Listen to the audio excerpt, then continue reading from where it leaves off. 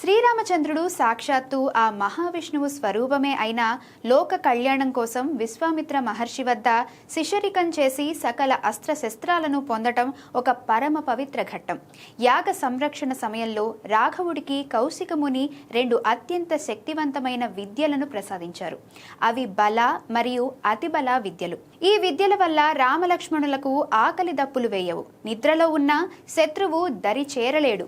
వీటితో పాటు విశ్వామిత్రుడు ప్రసాదించిన అస్త్ర సంపద అమోఘం. ధర్మాన్ని రక్షించే ధర్మచక్రం, కాలగతిని శాసించే దండచక్రం, శత్రువులను భస్మం చేసే ఆగ్నేయాస్త్రం, వరుణ వాయు నాగాస్త్రాలతో పాటు అత్యంత శక్తివంతమైన బ్రహ్మాస్త్రం, విష్ణుచక్రం వంటి దివ్యాయుధాలను రామయ్యకు ధారపోశారు. విశేషం ఏమిటంటే ఈ అస్త్రాలన్నీ కేవలం ఆయుధాలు మాత్రమే కావు, ఇవి మంత్రబద్ధమైన దేవతా స్వరూపాలు.